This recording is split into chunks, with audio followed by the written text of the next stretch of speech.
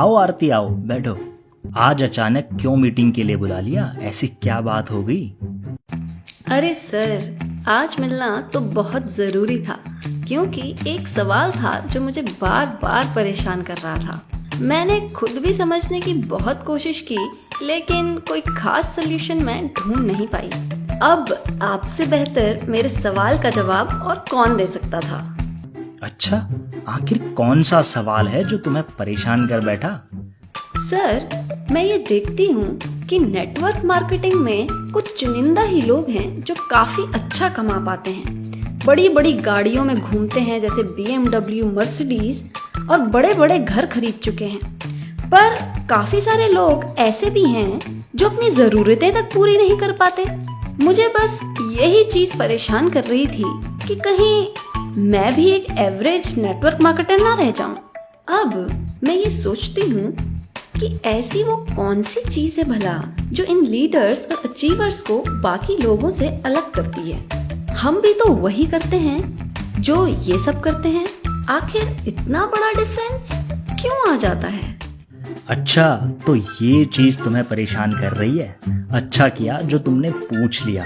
वैसे तो कई छोटी छोटी चीजें हैं जो एक आम नेटवर्क मार्केटर को एक लीडर या अचीवर से अलग करती हैं, लेकिन फिर भी मैं तुम्हें एक बहुत बड़ी चीज बताऊंगा जिसे फॉलो करने के बाद तुम्हें ओवरऑल रिजल्ट्स में जरूर फर्क पता चलेगा। हाँ जी सर, अब बिल्कुल जल्दी से बता दीजिए। लोग इन बड़े बड़े नेटवर्क मार्केटिंग लीडर्स की बातों को फॉलो करते हैं। इनकी टीम भी स्ट्रांग होती है, ये अच्छी कमाई करते हैं। जब ये प्लान दिखाते हैं तो लोग इन पर ज़्यादा भरोसा करते हैं, इन्फ्लुएंस होते हैं। इन सब का पूरा राज छुपा हुआ है साइमन सिनेक की एक बुक में जिसका नाम है स्टार्ट विद व्हाई। अब सर, इस बुक में ऐसा क्या है?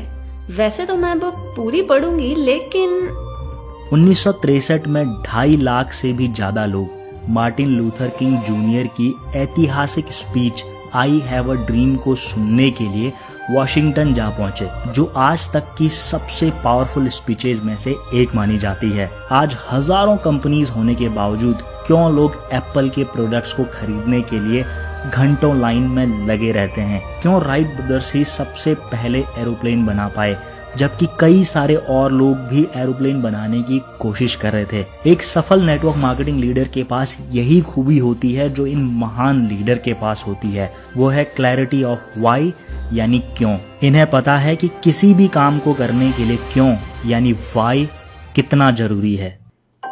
सर, मुझे ये तो पता है कि व्हाई हाउ से कहीं ज्यादा इम्पोर्टेंट है, लेकिन ये इतना पावरफुल है, ये मुझे समझ नहीं आता है। आखिर ये कैसे डिफरेंस क्रिएट करता है? हाँ, ये बहुत ज्यादा पावरफुल है। साइमन ने इसे विज्ञान के पहलू से भी समझाने की कोशिश की है। दुनिया के जितने भी टॉप लीडर्स हैं और अच्छे ब्रांड हैं, वो वाई से स्टार्ट करते हैं। जब 1903 में राइट ब्रदर्स दुनिया की सबसे पहली उड़ने वाली मशीन बना रहे थे, तब सैमुअल लैंगले भी कुछ ऐसा ही करने की सोच रहे थे। सैमुअल के पास सब कुछ था, गवर्नमेंट का सपोर्ट, एजुकेशन, एक्सपीरियंस और एक पावरफुल टीम। लेकिन दूसरी तरफ राइट ब्रदर्स के पास इनमें से कुछ भी नहीं था।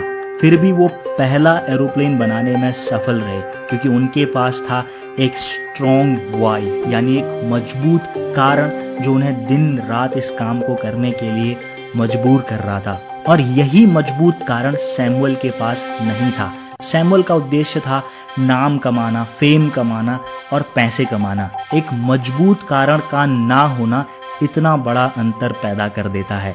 और राइट ब्रदर्स वाकई में ऐसी मशीन बनाना चाहते थे जो हवा में उड़ना संभव बना पाए। जैसे ही राइट ब्रदर्स ने एरोप्लेन बनाया, सैमुअल ने क्विट कर दिया, जबकि वो टेक्नोलॉजी में इम्प्रूवमेंट कर सकता था, कुछ इनोवेशन कर सकता था, लेकिन वो क्विट कर बैठा।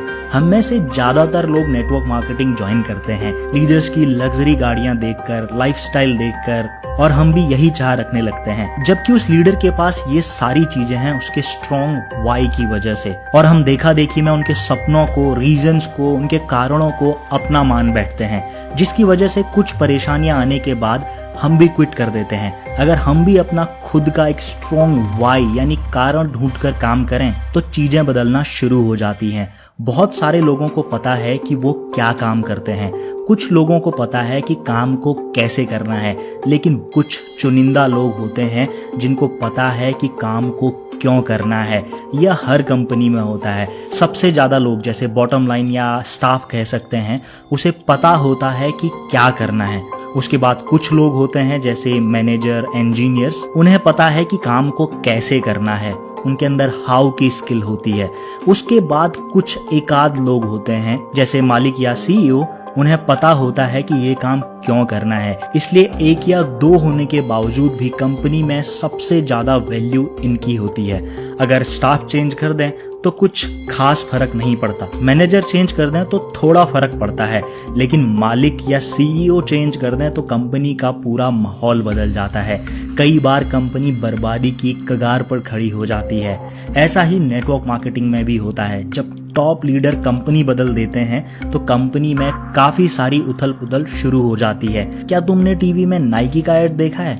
वो अपना प्रोडक्ट दिखाए बिना भी करोड़ों की सेल करते हैं। नाइकी की सेलिंग टेक्निक को स्टीव जॉब्स ने भी फॉलो किया था। बहुत सारी बड़ी कंपनीज और लोग व्हाट यानी क्या का इस्तेमाल कर अपने प्रोडक्ट को बेचते हैं। इसे फीचर सेलिंग भी कहते हैं। इसमें लोग प्रोडक्ट के फीचर बताते हैं, जैसे यह कितने ग्राम का है, कितना लंबा चलेगा, इसके अंदर क्या है, इसमें और क्या क्या क्वालिटीज हैं। इस तरह की सेल्स बोरिंग होती है, कस्टमर को बांध कर नहीं रख पाती।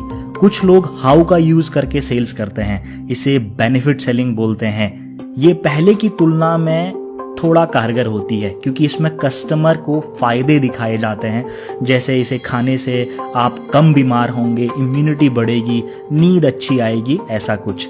लेकिन नाइकी और एप्पल वाई का यूज करके सेल्स करते हैं। इसे कोर सेलिंग कहा जाता है। यह सबसे पावरफुल सेलिंग मानी जाती है। इसमें प्रोडक्ट नहीं, कोर वैल्यूज को बेचते हैं जिसके लिए वह कंपनी दिन रात काम करती है। इसमें ध्यान दिया जाता है कि लोग आपको और आपके प्रोडक्ट को किस तरह से देखते हैं। यही कारण है कि नाइकी बिना प्रोडक्ट दिखाए भी इतना एडवर्टाइज कर पाती है, इतना मार्केटिंग कर पाती है, क्योंकि लोग नाइकी के क्यों से जुड़े हैं, जैसे athleticism, sports, motivation, change, never give up जैसे एटीट्यूड से जुड़े हुए हैं। इस वजह से लोग इंस्पायर होते हैं। जब हम प्लान दिखाते हैं, टीम से बातें करते हैं, तो कहीं न कहीं हम ग्राहक और अपनी टीम को अपने स्ट्रॉन्ग वाई से नहीं जोड़ पाते। प्लान के फीचर बताते हैं, प्रोडक्ट के फीचर बताते हैं, लेकिन उनको वो कारण नहीं दिखा पाते हैं जो उनको खरीदने या जुड़ने के लिए इंस्पायर कर पाए, डिसीजन लेने के लिए इंस्पायर कर पाए या हिम्मत दिला पाए। ग्राहक के अंदर तुरंत डिसीजन लेने की हिम्मत आती है आपके स्ट्रॉन्ग वाई से। अब समझ में आया कि वाई इतना पावरफुल क्यों है। लेकिन एक वाई से कस्टमर डिसीजन तक पहुंच सकता है, ये बात थोड़ा समझ में नहीं आई। बिल्कुल, वाई फास्ट डिसीजन लेने में मदद करता है। इसके लिए साइमन ने एक गोल्डन सर्कल से ये समझाने की कोशिश की है। Golden circle? सर, इसे जरा डिटेल में समझाएंगे? साइमन अपनी बुक में बताते हैं कि ह्यूमन ब्रेन मेन 3 हिस्सों में बटा हुआ है। सबसे बाहर का हिस्सा है नियोकॉर्टेक्स, जो कि जिम्मेदार होता है कैलकुलेशंस और भाषा को समझने के लिए। इसका मतलब है यह व्हाट यानी क्या को समझने के लिए बना है। दिमाग के अंदर के 2 हिस्से लिम्बिक ब्रेन बनाते हैं। इसे भाषा समझ में नहीं आती है, लेकिन ये हिस्सा हमारी फीलिंग और डिसीजंस को कंट्रोल करता है। इसलिए जब हम फैक्ट्स बताते हैं यानी व्हाट बताते हैं तो कस्टमर समझ तो जाता है, लेकिन डिसीजन तक नहीं पहुंच पाता, क्योंकि दिमाग के बाहरी हिस्से तक ही आपकी बात पहुंच रही है, लेकिन इमोशनल हिस्से तक वो बात कम पहुंच पाती है। इसीलिए जब कोई वाई का इस्तेमाल करके बात करता है तो वो डिसीजन लेने वाले हिस्से को एक्टिवेट कर देता है, जिससे प्रोस्पेक्ट डिसीजन लेने के लिए प्रेरित हो जाता है। फैक्ट्स और फिगर के आधार पर डिसीजन कंफ्यूजिंग होते हैं, इसलिए वो सोचने के लिए ज्यादा टाइम मांगते हैं। एप्पल यूजर्स को कितने भी फैक्ट्स और फिगर्स दिखा दो कि एंड्रॉइड आईफोन से बढ़िया है, इसकी बैटरी ज्यादा चलती है, स्पेस ज्यादा मिलता है, वो फिर भी एप्पल को नहीं छोड़ते, क्योंकि एप्पल के प्रोडक्ट का वाई बहुत क्लियर है, जिसकी वजह से उनके ग्राहक उनसे इमोशनली जुड़े हुए हैं। स्टीव जॉब्स इस बात को अच्छे से जानते थे कि इमोशनली कोई ग्राहक अगर जुड़ गया तो फिर फैक्ट्स कहीं काम नहीं करने वाले।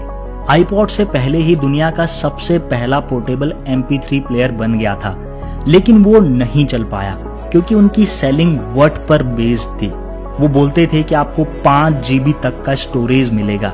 ये फैक्ट्स है, लोगों के बाहरी दिमाग तक ये बात पहुंचा पाता है। वहीं पर स्टीव जॉब्स बोलते थे कि आप 1000 गाने अपनी जेब में लेकर घूम सकते हैं, इसे जब चाहे सुन सकते हैं, सिर्फ इस छोटी सी डिवाइस से। इमोशनली जब आप अपने ग्राहक से कनेक्ट हो जाते हैं तो आधा ट्रस्ट आप जीत लेते हैं। हाँ, ये बात तो आपने अच्छे से समझा दी। लेकिन सर, ऐसा तो नहीं है कि फीचर्स बता के सेल्स नहीं होती। कई सारी कंपनीज तो यही करती हैं, सभी तो वाई का इस्तेमाल नहीं करती हैं। मुझे पता था तुम्हारा सवाल यही होगा। दरअसल इंसानी दिमाग में 2 तरीके से छाप छोड़ी जा सकती है या इन्फ्लुएंस किया जा सकता है। पहला मैनिपुलेट करके, दूसरा इंस्पायर करके। कम प्राइस में प्रोडक्ट बेचना, झूठ बोलना, भारी भरकम डिस्काउंट पर सामान बेचना, दिखावा करके लोगों को जोड़ना मैनिपुलेशन के अंदर आता है। इससे लोग कुछ समय के लिए तो आपके ग्राहक बन जाते हैं, लेकिन वो लॉयल कस्टमर या आपकी टीम का हिस्सा नहीं बन पाते, क्योंकि वो किसी चीज से मैनिपुलेट होकर आपके ग्राहक या टीम का हिस्सा बने थे। किसी ऑफर से हो सकता है, पोजीशन के लालच में हो सकता है, या किसी भी अन्य तरह के लालच से।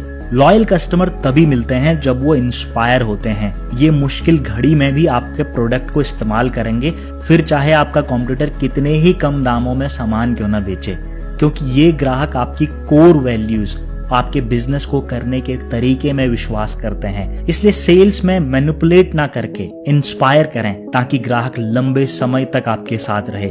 टॉप लीडर हमें कैरिज्मेटिक लगते हैं क्योंकि इनका वाइब बहुत क्लियर होता है, कॉन्फिडेंट होते हैं, ये दूसरे को विश्वास दिला पाते हैं, उन्हें बेहतर के लिए इंस्पायर कर पाते हैं।